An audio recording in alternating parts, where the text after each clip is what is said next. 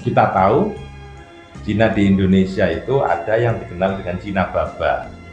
Cina Baba itu artinya Cina yang sudah kejawan, artinya sudah budaya Jawa itu begitu dekat dengan tradisi budayanya. Bahkan meskipun Cina sendiri itu mengkategorikan Cina yang lain dengan itu Cina Singke. Singke itu artinya pendatang baru. Sementara Cina Baba itu Cina yang sangat lama, dan Cina Baba itu sudah tidak ubahnya dengan masyarakat di mana ia berada. Maka ketika dia berada di Jawa, maka dia juga pakai jari.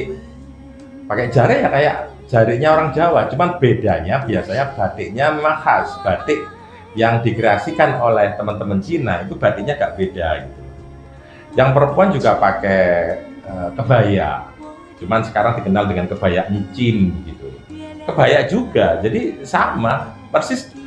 Itulah yang mungkin Cina-Cina dulu itu karena pembaurannya sangat indah, tidak ada paksaan, terjadi secara bertahap sehingga hasilnya bagus. Begitu juga makanan-makanan, kita tahu yang namanya kecap itu juga dari teman-teman Cina. Tahu, tauco, lumpia itu kan juga pengaruh dari Cina. Dan bahkan Cina sendiri dipengaruhi oleh budaya tradisional, budaya Jawa. Misalkan salah satu kemudian ada hari raya Cap Gome, itu ada lontong yang dalam menu Cap Gome itu yang mungkin paling khas ada di Cina itu kan rebung. Tapi yang lain-lain itu kan sebenarnya adanya di Jawa, di Indonesia. Dan lontong Cap Gome itu orang Indonesia, orang Jawa ya suka banget. Memang itu menunya menu Indonesia. Tapi dalam ritual-ritual Cina yang namanya upacara Cap Gome itu ada lontong Cap Gome, itu Indonesia banget. Sehingga saling mempengaruhi di antara teman-teman Cina dengan teman-teman Jawa yang itu tercampur dengan alami, sangat indah tanpa paksaan. Belum lagi panggilan.